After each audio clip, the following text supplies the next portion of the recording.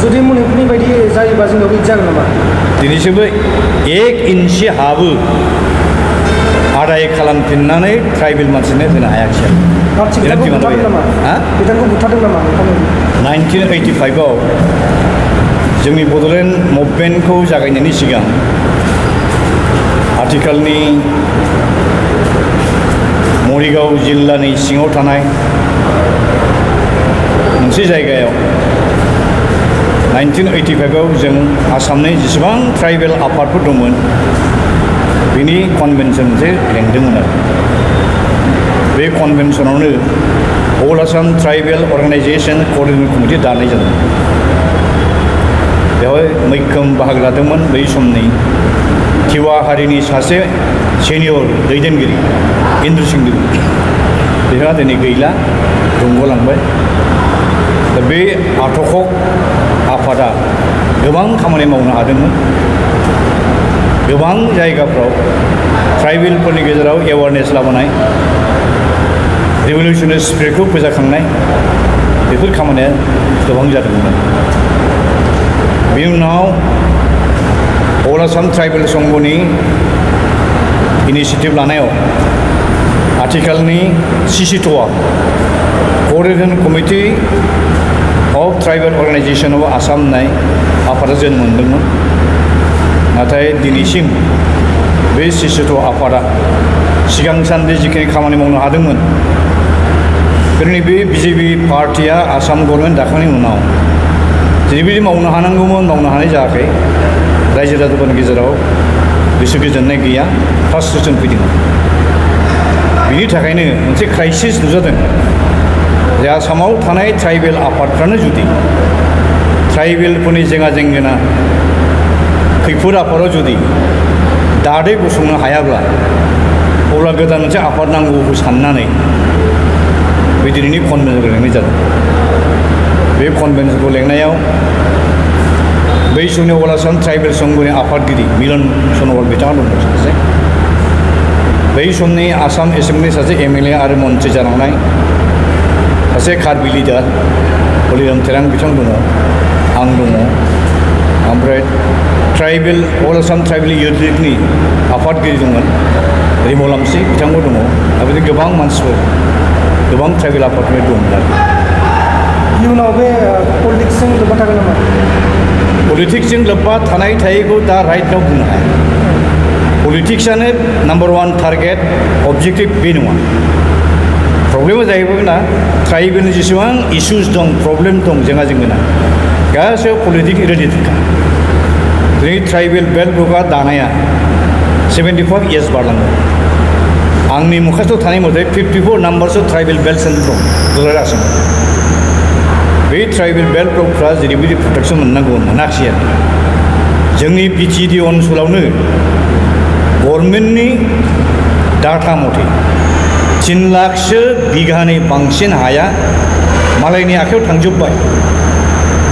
अनारेबल गुवाहाटी हाइकर्टआ मोनसे जाजमेन्ट होखांबावबाय जे tribal belt ब्लकनि हाया जुदि मालायनि आखायाव थांबादोंबा बे हाफोरखौ गभर्नमेन्टआ एडमिनिस्ट्रेसना थाबैनो जायफ्रा इलिगेलि लादों बेखौ आदाय खालामफिननो ट्राइबेल मानसिनो होनांगौ। मोनसेबो खामानि मावनाय जायाखै। प्राइम मिनिस्टार अफिसनिफ्राय बै समनि आसामनि चिफ सेक्रेटारिनिसिम मोनसे डाइरेक्सन फैयो जुदि BTD ओनसोलाव ट्राइबेल बेल्ट ब्लकनि हाया जुदि मालायनि आखायाव थांबादोंब्ला बेबस्था लानांगौ, एक्सन लानांगौ। आरो बै समनि आसामनि चिफ सेक्रेटारिया बै समनि BTCनि प्रिन्सिपाल सेक्रेटारिखौ डाइरेक्सन हरदोंमोन। नाथाय खुनु खामानि मावनाय जायाखै। माखासे प्रसेस स्टार्ट जादोंमोन। इभिक्सन प्रसेसखौ खालामोब्ला बेसेबां रां खावरि नांगोन, बेसेबां पुलिस नांगोन, बेसेबां पेरामिलिटारि फर्स नांगोन, बेनि बाजेट दिहुनदोंमोन। बिनि उनावनो BTC इलेक्सन फैबाय आरो नै गोदान 3थि एकर्ड जालायबाय। बेनि जाहोनाव दिनैसिमबो 1 इन्सि हाबो आदाय खालामफिननानै ट्राइबेल मानसिनो होनो हायाखिसै। आथिखालाव गोबां सावरायगासिनो जे बिटिआर हाबगोन ग'फोरा बा बे धिकियाजुलिफोरा जेनेबा धिकियाजुलिथ' नङा संगिफोरा बिटिआर हाबगोन होननानै बुंदोंमोन। दा बिनि सायाव मोनसे बुंनो सानो नामा जे बिटिआर हाबगोन होननानै बुंदों बा खौरां बिजोङाव ओंखारदों? स्टेटमेन्टफोरखौ खोनासंनो बिराद मोजां। गोबां जोंनि बिदा फंबायफ्रा रंजादों दा कुइसना जादों सोंलुआ जुदि खामाखैनो थांनाय जानुवारि दाननि 26 अक्ट'खालि रिपाब्लिक डे खालि आथिखालनि chief minister doctor Himanta Biswa शर्माया गावनि खुगाजों बुंदों जे बिटिआरनि बाउन्डारिखौ सानजाहा बारायनाय जासिगोन रेभिनिउ भिलेज माखासे ओमफ्राय फरेस्ट भिलेज माखासे टटेल दाजाबनानै 60 खान गामि सोनाय जाबावसिगोन होनदों नाथाय अन दि आदार हेन्ड जों मा नुदों दा आसामनि एसेम्बलि आरो पार्लियामेन्टारि सिटखौ रिडेलिमिट खालामनो थाखाय पुनर सिमा निर्धारनो थाखाय इलेक्शन कमिशना दायित्व मोनबाय आरो इलेक्शन कमिशननिफ्राय थांनाय 27 डिसेम्बराव 2022आव मोनसे नटिफिकेसन होदों प्रेस नट बे प्रेस नटआव बुंदों जे 2023नि 1 जानुवारिनिफ्राय आसाम गभर्नमेन्टआ खुनु गोदान डिस्ट्रिक्ट गोदान साब डिभिजन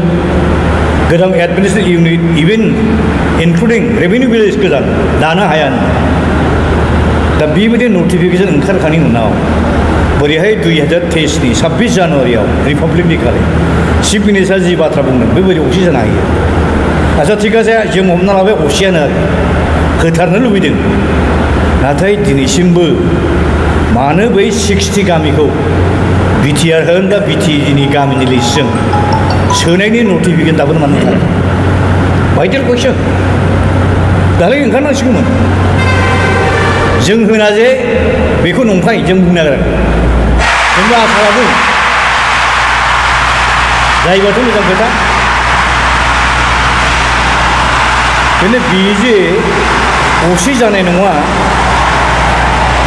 बे कয়েক मास बारलांखांनायनि उनाव दा मे जाबाय January February March April May बे 3-4 मास बारलांखांनायनि उनाव जुदि नटिफिकेसन होनो हायाबो अब्ला बे बोरैहाय असे खोथा जानो हागौ डाउटफुल आरोखि जोंनियाथ' मा जोंनि डिमान्डआ मा संकुचित सुदियासिम जों बिदों बाउन्डारि कमिसननि चेयारमेन गोदोनि चेयारमेन पि वार्मा बे पि वार्मानो जों मेम'रेन्डाम होनाय समाव संकुचित सुदिया जानांगौ होननानै जों डिमान्ड खालामो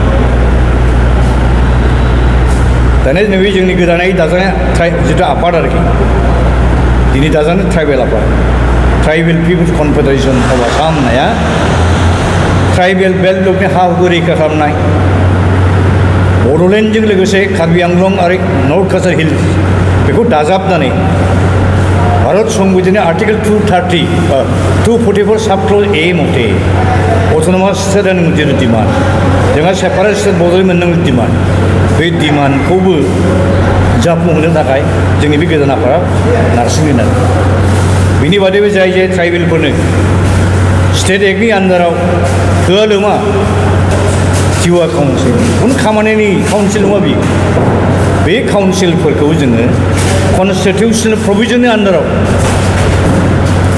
ट्राइबेलफोरनो नांगौ रोखोमनि अट'नमि होनांगौ होननानै जों डिमान्ड खालामो मणिपुराव जेरै जागासिनो दासान्दि दुङा थासारि मोनसे मेथि हारिनो मोनसे एसटि नायदों बिनि सिगांनो बे जाथाया जागोन होननानै बुंदों दा जोंनि आसामाव बिदि गुबुन हारिफोरनो जुदि बे सयथा हारिनो एसटि ओंखारदों बिदि होयोबा जोंनि आसामाव दुङा थासारि जागोन नामा दिनैनि कनफारेन्सआव मोनसे थांखि लानाय जादों जाय जाय जनगोष्ठीफ्रा आनडिजार्भिं ट्राइबेल बा नन ट्राइबेल मानसिफोर हा मोननाङा ट्राइबेल बेल्ट ब्लकआव बेबायदि केटागरिनि मानसिफोरखौ माखासे मानसिफोरखौ आसाम गभर्नमेन्टआ सेमोनना 2021 मायथाइखालि नटिफिकेसन होलाबायदों प्रटेक्टेड क्लासाव सोलाबायदों जि जिनिसा आनकनस्टिटिउसनेल ट्राइबेलफोरखौ होख्रेमनानै फोजोबनायनि खायदाजोंनो बेफोर खामानिखौ मावदों आरो जायखौ मावनाङा गभर्नमेन्टआ बेखौ मावलाबायनो मा जागोन अब्ला गभर्नमेन्टनि जुदि इन्टेनसन बे एक्सप'ज जाबाय जे ट्राइबेलफोरखौ फोथांनो बासायनो उद्देश्य थांखि गैया जुदि मणिपुरनि बायदि जायोबा जोंनाव बिदि जागोन नामा बेखौथ' आं बुंनो हाया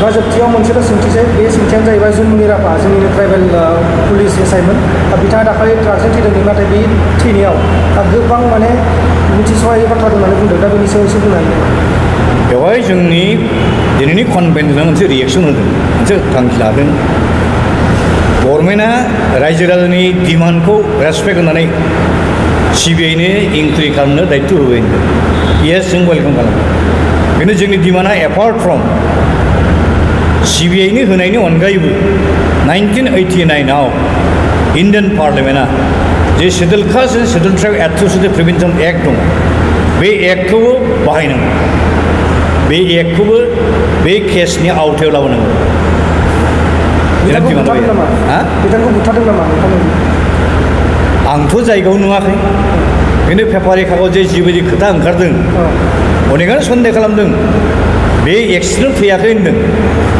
गाज्रि खायदाजों हयथ' बेखौ बिनि जिउखौ फोजोबदोंमोन दा सोर फोजोबदों सोर फोजोबाखै जेला इंक्वायरि जागोन अब्ला आल्टिमेटलि ओंखारगोन असे खोथाया दा जाय दायनिगिरि बेखौथ' साजा होखानांगोन ट्राइबेल अफिसारखौ बिदि खालामदों नामा बेखौथ' नुजाखानाय सिगाङाव जेसेबां बे रोखोम दुर्घटना जादों ट्राइबेल मानसिया जेबायदि जास्टिस मोननांगौ मोनाखै आरो जायफ्रा दाय मावदों बे दाय मावनायखौ बासायनायनिसो माखासे खायदा बायदा बाहायनायखौ जों दा नुनो मोनदों आंल' नङा दुनियानो नुदों दुनियानो होनदों